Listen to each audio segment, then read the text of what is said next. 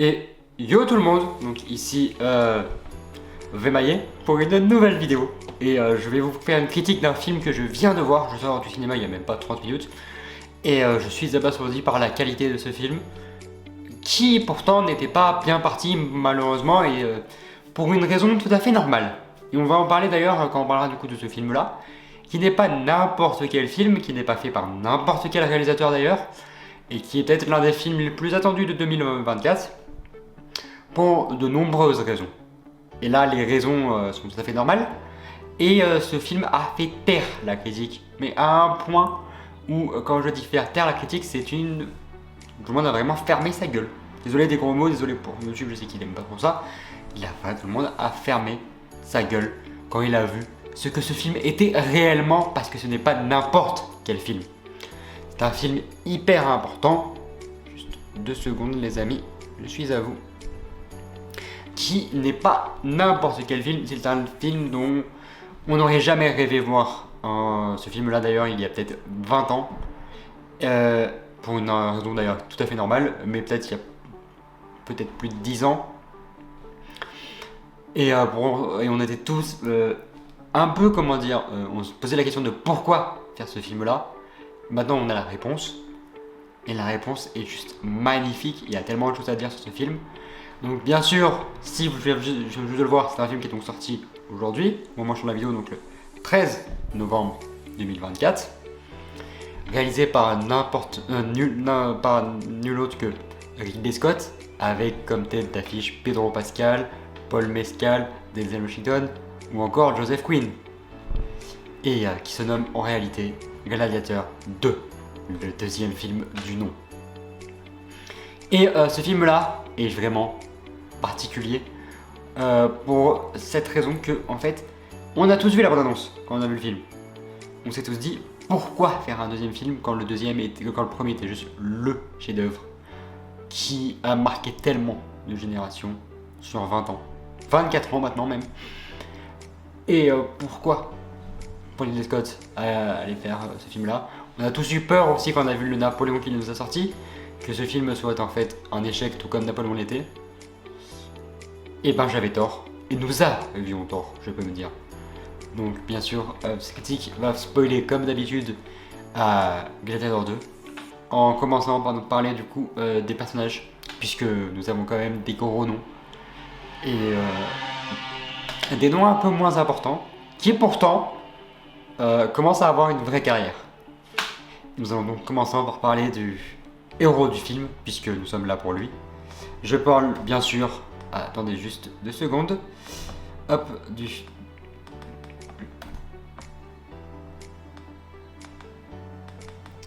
je parle bien sûr de Lucius, qui en fait, donc qui est déjà campé par Paul Mescal, qui a énormément pris de muscle, on va pas se mentir.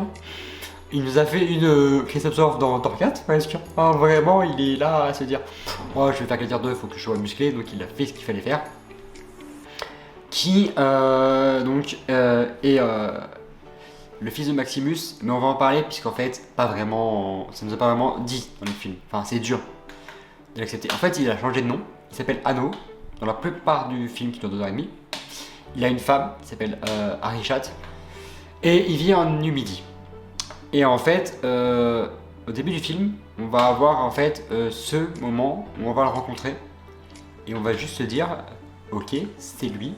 Et ils vont se faire attaquer par les Romains, menés par un général, on en parlera par la suite parce que en fait, c'est son pire ennemi. Et il y aura un combat à la fin. Et c'est une grande partie que Ridley Scott a amené et que je suis très content de découvrir, et qui pour moi est juste l'un des points clés qu'il faut mener pour qu'une histoire soit bien bouclée. C'est qu'en fait, à chaque fois, donc ce général va attaquer cette ville, il va tuer sa femme, mais ils vont jamais se rencontrer. Ils vont vraiment jamais se rencontrer, ça va toujours être là à se dire, à chaque fois, ils vont attendre vraiment le dernier moment pour qu'ils se rencontrent. Et c'est là où en fait, l'apothéose, on l'a enfin, et c'est tout ce qu'on veut avec ce suspense-là, quand on a vraiment 2 ennemis, quand le héros doit rencontrer le méchant qui est vraiment méchant, on va s'en rappeler par la suite. Mais en fait, c'est comme ça que tu fais l'histoire et que ça fonctionne. Donc pour revenir, donc il vient de Midi, il se fait assiéger par les Romains, sa femme va se faire tuer.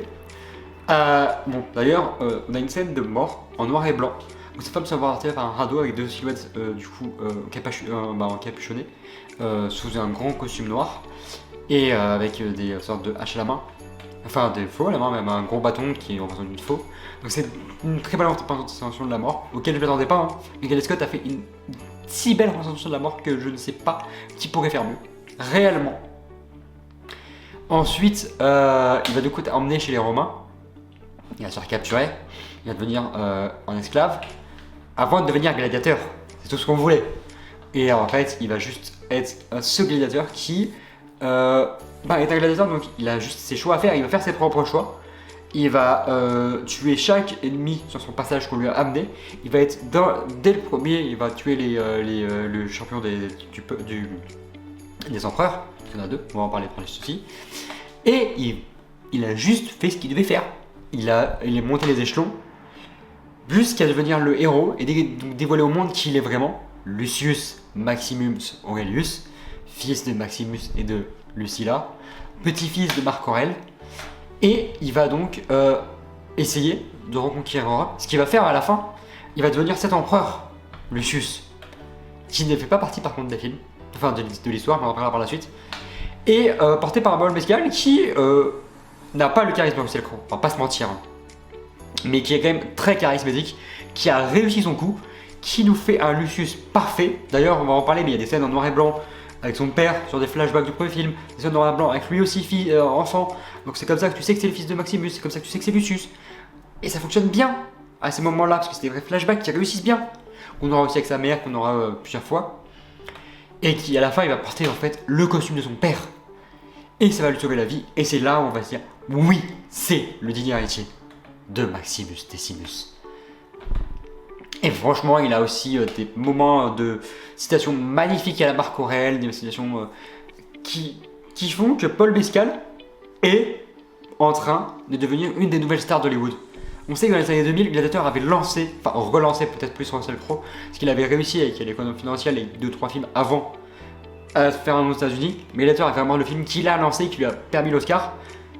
Je vais pas vous mentir, Paul Mescal pourrait avoir une récompense pour son interprétation. Peut-être pas l'Oscar que Russell Crowe aurait eu parce que c'est pas Russell Crowe et tu peux pas faire mieux que Russell Crowe. C'est typiquement impossible. Mais il est très bon. Et il est par contre mené par la rage qui lui a fait faire de mauvais choix, s'il y a quelques défauts mais qui aussi font la force du personnage. Mais c'est très fort. Et il est lié à un autre personnage dont on va parler par la suite. Parce que j'ai quand même beaucoup parlé sur Lucius, mais il le fallait.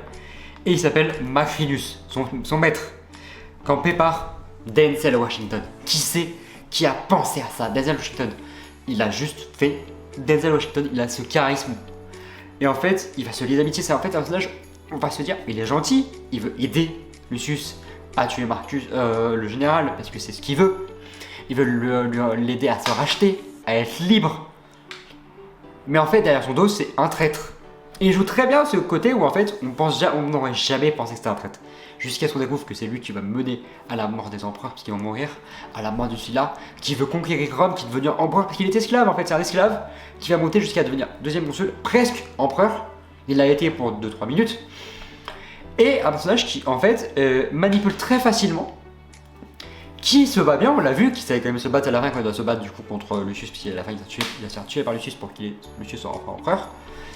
Et franchement, il est fort.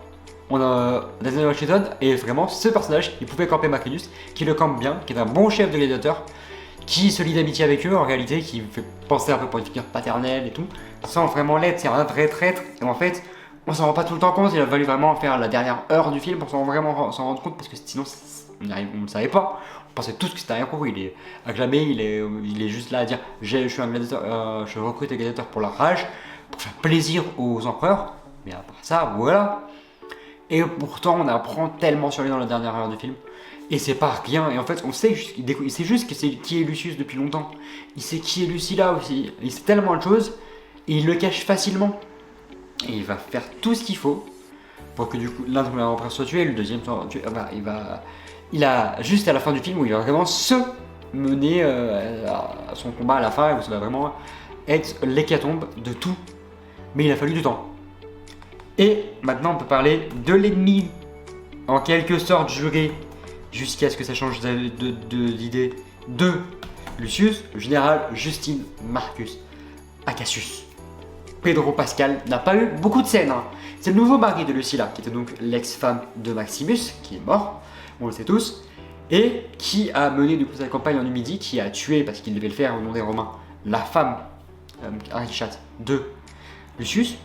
Et Lucius veut juste donc la tête de Marcus Acacius. On va vous faire plus. C'est un personnage torturé, qui en fait n'aime pas se combattre pour ces empereurs qui veulent juste du sang, conquérir toutes les villes, qui veut juste passer un peu de temps avec sa femme, alors que ces empereurs se le forcent à avoir des jeux en son honneur, à ce que des gens soient tués en son honneur, à aller conquérir d'autres pays. Ils veulent aller conquérir l'Égypte, d'autres pays, et lui il n'aime pas ça.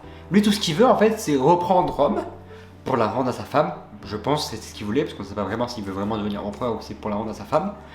Et ramener cette rêve de Rome que Marc Aurèle avait, donc cette Rome où tout le monde est uni, où l'honneur existe et tout, et qui va du coup se faire avoir, puisque les empereurs, du coup, va se faire avoir par donc, une des femmes de chambre, enfin une des maîtresses, des esclaves je pense, qui va le dire du coup à un sénateur, qui va le dire à Marcellus, qui va le dire aux empereurs, et qui va donc faire qu'il va être emmené dans l'arène, se faire tuer, alors que en fait Acacius avait enfin été départonné par Lucius, mais il va se faire tuer par du coup des flèches de l'armée prétorienne des Romains, dans l'ordre de l'empereur Gita.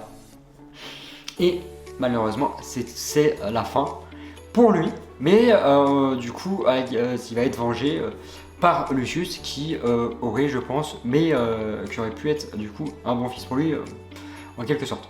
Mais vraiment Pedro Pascal a très peu de scènes, mais crève l'écran. Plus peut-être que Paul Mescal qui est jeune, qui vient juste de commencer sa carrière à Hollywood avec 2-3 films. Mais il est très bon. Et pour ce personnage torturé, il est très fort. Et donc maintenant on peut parler de sa femme, on va parler de Lucilla. Puisque Lucilla n'est pas n'importe qui, et au début j'ai vraiment eu du mal à accepter qui elle était. J'ai pensé que c'était une traître. J'ai dit elle s'est remariée. Après la mort de Maximus, elle a fait partir son fils. Ouais, c'est quand même une petite traîtresse. Et en fait elle le fait pour sauver son fils. Et elle aime vraiment Acacius, qui est son deuxième mari. Et elle, tout ce qu'elle veut, c'est que son fils, du coup, quand elle découvre qui est Anno, donc que c'est Lucius, elle veut que Acacius l'aide, elle veut son bien, elle veut qu'il vive. Et là où, du coup, Lucius va avoir du mal à accepter ça, parce qu'il sait qu'il est sa mère, mais il la voit comme un traître, tout comme les spectateurs, nous, la voient comme un traître, une traîtresse, c'est pas facile. Et elle va aider, en fait, elle veut juste que Rome soit bien et pas dirigé par un Macrinus taré, par des empereurs fous aussi qui veulent juste la violence et la conquête. Et elle, donc, elle essaie tout et elle va finir par se faire tuer par Macrinus d'un coup de flèche. Parce que du coup, l'empereur Gita avait décidé qu'elle allait mourir dans l'arène, mais qu'elle allait être sauvée par un gladiateur, donc qui se nommait Amo, qui savait pas que c'était son fils à la base. Et donc, à la fin, il va essayer de la sauver, et Macrinus, qui aura tué Gita, parce qu'on va en parler par la suite, se gêne pas pour aller la tuer d'une flèche. Donc, c'est là où on perd toutes les accroches qu'on avait au dernier film. Enfin, au premier film. C'est Lucilla qui est une accroche. Acacius c'est une accroche parce qu'il semble qu'il était lié aussi. Un autre personnage qui s'appelle Ravi aussi est une accroche. Même si c'était un peu avant. Il y a quelques personnages, on a l'impression que c'est quelques petites accroches au film, qui font des échos au film. Puisque mon donné, Acacius fait un discours et il dit j'ai connu des grands hommes, des grands gladiateurs qui ont combattu dans cette arène. Dont un gladiateur, j'ai connu grands hommes, dont un gladiateur. On sait tous qu'il parle de Maximus, qu'il a connu Maximus, qu'il aimait ce Maximus-là. On sait qu'ils étaient liés. Et c'est pour ça que ça lie bien les films. Et donc il y a aussi des flashbacks avec elle et Maximus dans ce film-là. Maintenant, pour en parler des réels méchants en quelque sorte, les deux empereurs. Alors, je savais pas au début qu'en fait il y avait deux empereurs. L'empereur qu'on a là, c'est Gita, qui est joué par Joseph Quinn, qui est un empereur en fait qui donc, aime les jeux, qui aime tuer des gens et tout, qui aime la conquête, qui est un peu plus raisonné que son frère, qui comprend que si le peuple veut une personne vive, il va la laisser vivre, qui va la gracier, qui est un peu plus calme, un peu plus ouvert que son frère, qui est donc Caracalla, qui se joué par Fred Deschninger. J'ai pas d'image, je suis désolé parce que j'avais pas prévu ça. J'ai vu ça qu'en voyant le film. Qui, en réalité, est un peu plus fou. Il y a beaucoup de ressemblance entre les deux, en fait, il n'y a pas beaucoup de différence, c'est vraiment des vrais jumeaux en quelque sorte. Et qui est vraiment un grand fou, qui a adopté un singe, qui va faire premier consul à la mort de son frère, parce que Macrinus va l'aider à tuer Gita, qui est, on voit sur l'image, qui est joué par Joseph Quinn, qui est un peu plus fou, qui a la rage, qui veut vraiment voir du sang, de la mort, qui va finir par être premier empereur, et qui va se faire tuer par Macrinus, qui était un peu, en fait, on va dire, naïf, Et là où en fait, oui, Caracalla semblait être quelqu'un qui veut protéger son frère, qui veut régner à ses côtés. Et Guita n'aimait pas ça, il voulait vraiment être tout seul. Et en fait, c'est là où on voit la dualité entre deux frères, qui sont très amis, très liés dans ce film-là. On va en parler de la réalité, parce qu'il y a un point qui change de la réalité, qui fait que les historiens, oui, peuvent être contre ce film-là, mais bon, c'est un petit point qui fait qu'on ne devrait pas rager quand on a ça, et qu'on doit vraiment accepter ce chef-d'œuvre qu'on nous offre, avec un Joseph Quinn qui joue donc bien, qui change du coup de son rôle d'Eddie dans Stranger Things, qui vraiment nous montre une nouvelle facette de sa carrière. Et on sait très bien qu'il est ouvert et qu'il peut faire des très bons trucs, et ça il le montre encore. Et je suis très content d'avoir vu Joseph Quinn jouer cet enfant Akita, qui nous prouve encore plus qu'il a un jeu qui peut s'ouvrir. Et j'ai hâte de le voir dans les 4 Fantastiques. Maintenant nous allons parler d'un point, mais un point qu'il faut parler parce que quand on voit Gladiator, on parle de l'action. Là, l'action que je vous ai montré, donc c'est Acacius contre Anno, Lucius, parce que ça va vraiment arriver. Mais en termes d'action, on a quand même, le premier combat des Gladiateurs, c'est contre le champion mené par Rhinocéros. Déjà, là, il y a de l'action. Avec du coup, Lucius qui va se faire faucher, mais qui va aveugler le Rhinocéros pour qu'il donne contre une barricade du public et faire tomber du coup le gladiateur qui va mourir parce qu'il va réussir à le tuer. Il va faire tout en termes d'action et c'est fort. L'action elle est à couper le souffle. En fait t'as des points assez calmes d'histoire qui avance et tout, mais l'action est quand même très présente dans ce film. Dans 2h30 je dirais qu'il y a moins, allez, 2 heures d'action et 30 minutes de calme, de posé. Peut-être un peu plus, peut-être 1h30, 1h45 et 1h50, un peu comme ça. Et ça fonctionne bien. Et l'action, quand on la voit, elle est à couper le souffle. Des gens qui savent très bien se battre. C'est un des points que je ne comprends pas. Lucius, on le voit adulte, en midi, général. Et il sait déjà se battre. Il ne découvre pas grand chose en fait. C'est un homme déjà accompli, qui doit avoir une vingtaine, voire une trentaine d'années à ce moment-là. Et c'est assez facile de se dire que ah ouais, quand même, c'est bien. Donc c'est un petit défaut. J'aurais voulu qu'on développe un peu plus dans les flashbacks ou autre chose comme ça. Mais c'est pas gênant. Et ça mène des très bons combats. Entre lui et Cassius, le combat est pas long, mais il est très bien amené. Entre lui et Rhinocéros aussi. Il y a une scène de combat où on va parler aussi de bataille navale, parce que c'est un grand parti aussi, où il va avoir un esprit stratège, mais de dingue. Là où, déjà, Marcellus était très bon stratégiquement, au niveau politiquement aussi. Lucius l'est aussi. Hein. Il provoque l'armée de Cassius. Il est très fort stratégiquement. Il le montre. Il mène des hommes. C'est presque devenu un général des gladiateurs, plus qu'un gladiateur. Ce qui est impressionnant quand tu vois ce film-là, mais qui fait très plaisir. Ensuite, j'ai envie de parler d'un autre point lié à l'action, parce que l'action, voilà, c'est une très bonne action qui est digne du premier Gladiateur, qui fait que, oui, on peut avoir un Gladiator 2 avec de la très bonne action, et c'est la beauté des plans. Désolé, là j'ai pris la beauté du plan, on a du coup le Colisée qui est lié à l'eau, c'est en 2 parties, hein, parce que cette image va être utilisée en 2 parties. C'est magnifique, les plans sont magnifiques, les scènes en noir et blanc, déjà ça c'est magnifique pour la mort, pour les flashbacks. J'adore ça, voir des scènes en noir et blanc dans des films, je trouve ça encore plus sombre et encore mieux pour la beauté des éléments, du jeu d'acteur aussi. La beauté aussi de Rome, Rome a toujours été aussi belle, le Colisée est magnifique vraiment. Quand il est rempli d'eau c'est encore plus beau je trouve avec cette bataille navale là. Et on a des scènes de sable, de la Numidie, c'est très beau, franchement ce film est aussi beau que le premier. Et la deuxième partie dont j'aimerais vous parler, c'est l'aspect historique. Parce que beaucoup de gens ont critiqué le fait qu'il y ait une bataille navale. Historiquement, ça a existé, le Colisée a déjà été utilisé pour faire des batailles navales. Il y a déjà eu des requins, il y a déjà eu des lions, il y a déjà eu de l'eau. C'est tout à fait normal. Alors pourquoi se plaindre quand c'est vrai? Là où il y a eu des différences. Lucius n'a jamais fini empereur dans l'histoire. Il a été le petit-fils de Marc Aurèle, le neveu de l'empereur Commode, qui a été tué par Maximus dans le film. Il ne peut pas être le fils de Maximus, puisque Maximus n'a pas existé. Lucilia a existé, c'était bien la petite fille de la fille de Marc Aurèle. Elle a épousé un général. Son deuxième époux était un général qui s'appelait pas Cassius, mais qui était un déco. Donc c'est lié à ça aussi. Marcellinus a existé aussi. Il n'a pas vraiment été, je crois, consul, ni vraiment chef de gladiateur, mais il a existé. Ils ont pas encore existé, Caracalla et Guita. Mais, déjà, Caracalla devait au début cogner avec son père. Il l'a pas fait. Enfin, il l'a fait jusqu'à son père meurt, il a cogné avec son frère. Et les deux s'est testé, sachant que Caracalla il est à Lyon, en France.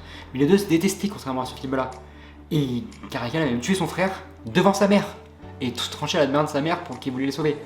Donc il y a quelques petits points qui changent, qui sont utiles à l'histoire, parce que tu peux pas faire une histoire qui est copié-collé de l'histoire vraiment. Mais cette grosse polémique comme quoi le Colisée était rempli d'eau, que c'est horrible, ça a vraiment existé. C'est logique. Et c'est magnifique à voir aussi, donc pourquoi se plaindre réellement? C'est un peu le coup de gueule que j'avais envie de pousser. Ensuite, on a bien sûr un truc qui fait la beauté de Gladiator et qui faisait déjà la beauté du premier film, c'est la soundtrack, la bande sonore qui accompagne le suspense sur la musique d'action, qui accompagne aussi les moments de flottement, d'histoire qui font avancer tranquille, les moments de mort, de tristesse. Ça embellit encore plus ce film. Là où le dernier film je sais parler, c'est Venom, et en fait la musique est oubliable. Là, Gladiator, on se rappelle très bien que la musique était importante dans le film. Elle l'est tout autant dans le deuxième film. Elle est peut-être un peu moins marquante, mais elle reste très marquante. Il n'y a pas ce rock, ce rap qu'on avait dans la bande-annonce qui faisait peur. Non, c'est juste pour la bande-annonce. Ah, ce rap n'existe pas, il n'est pas présent. Il est vraiment pas dans le film, c'est parfait. Et la bande-son est magnifique dès le début du générique. Parce que le générique, il y a une bande-son avec des images magnifiques aussi, d'intro. Et que dire de plus que c'est un embellissement. Et je suis tellement content quand les films, les réalisateurs comprennent l'importance de la soundtrack dans un film et qu'on en a besoin. Là, il a compris, Ridley Scott, il nous a fait un très bon film. C'est un peu donc tout ce que j'ai à dire sur ce film-là. En quelque sorte, on va pas se mentir, quand j'ai vu la bande-annonce, quand j'ai vu ce que Ridley Scott a fait avant, avec Napoléon, j'ai eu peur. Comme vous tous, comme beaucoup ont eu peur qu'ils nous détruisent l'héritage de Gladiator, le premier. J'ai eu tort, comme je vous l'ai dit au début. Et réellement, il a sauvé l'héritage de Gladiator. Il nous a fait Gladiator 2 qui est la digne héritier du film. Si je dois donner une note, Gladiator 2 premier devait être un 19, il y a quelques défauts qui font que ça pouvait pas être un film parfait. Peut-être 19,5. Et ben pour ce Gladiator 2, ça serait un 18,5, 19, qui a quelques défauts aussi, qui fait qu'il n'est pas parfait. Il est un peu moins bien que le deuxième parce qu'il est un peu moins marquant, mais il reste tout autant marquant avec des scènes marquantes, des citations qui vont rester marquantes à vie, des moments qui vont rester marquants, avec des échos au premier film aussi. Je vous le dis, on va s'en rappeler, là ça fait 25 ans qu'on se rappelle de Gladiator, on va s'en parler encore pendant 20 ans. Ce film-là, on va encore s'en rappeler pendant 20-30 ans. Et on va se dire, oui, c'était normal de faire une suite, et ça a fonctionné. En fait, Ridley Scott avait besoin de cet échec avec Napoléon pour revenir au succès qui va faire ça. Il nous a fait Gladiator 2 qui est digne de succès. Donc là, vous voyez d'ailleurs Fred Ginger qui est en dessous du coup de Caracalla, de Kita, joué par Joseph Quinn, vous voyez à quoi il ressemblait. Et ça fait vraiment Ridley Scott, donc il nous a fait Gladiator 2, il doit revenir sur Alien à ce qui paraît. Et je pense qu'il va faire un très bon Alien, même si je suis pas très fan de l'horreur et j'ai pas vu la saga Alien, donc je peux rien dire. Mais je suis très content, j'adorais Russell Crowe, et on va pas se mentir, ça avait aidé à bousculer la carrière de Russell Crowe. Ce film va aider à bousculer la carrière. Paul Mescal, Denzel Washington, Paul Mescal n'ont pas besoin de ça. Joseph Quinn, pas vraiment, parce qu'il commence à avoir une carrière. Pour être discuté, je suis pas non plus sûr. Mais Paul Mescal commence à devenir quelqu'un qui va être lancé grâce à ce film-là. Et je ne serais pas surpris de le voir en nomination dans les Oscars ou dans les futures années. Cette année, je sais pas. Parce que oui, c'est un peu mou, c'est un peu calme. Même s'il reste très charismatique, un peu moins que Russell Crowe, parce que personne ne peut remplacer Russell Crowe. Mais vraiment, alors que dire? Je peux dire merci Ridley Scott pour ce Gladiator 2. Merci pour pour les travaux avec le premier. Merci pour la suite des travaux avec le deuxième. Et je ne peux que te demander de continuer les masterclass. Si tu continues de prendre des masterclass après l'échec de Napoléon, tout sera pardonné. T'as fait un seul échec et t'es revenu au sommet. Ça arrive les échecs. Peut-être que l'histoire de France n'était pas ce qu'il fallait faire. L'histoire de Rome, là, t'as réussi. Et vraiment, que dire sur des personnages secondaires aussi qui sont peu présents, qui restent très importants, qui font avancer l'histoire. Et pourtant, on se dit, ils sont juste secondaires.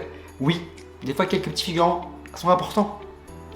Et Ridley Scott l'a compris. Il suffit juste de semer quelques graines pour qu'ensuite elles fleurissent et elles finissent par faner pour finir l'histoire. Et vraiment, je peux que vous conseiller de voir ce Gladiator 2 au cinéma, de poser juste vos fesses sur un siège de cinéma, regardez ce film, appréciez ce film, arrêtez de critiquer pour n'importe quoi, juste appréciez-le. Et je veux juste vous assurer que vous allez aimer autant que le premier. Je peux comprendre que ça peut qu'on va avoir des avis divergents. Je suis présent en commentaire, présent sur mon serveur Discord, présent sur ma chaîne Twitch où j'ai repris quelques lives pour faire un peu de foot, de FIFA et peut-être d'autres jeux. Donc je suis toujours présent pour parler avec vous. Et j'espère vraiment qu'on va avoir les mêmes avis. Moi il m'a plu, j'espère qu'il vous plaira, j'espère que j'ai réussi à bien vous le vendre. Et c'était vraiment Vmaillé pour une nouvelle critique. Et ciao tout le monde!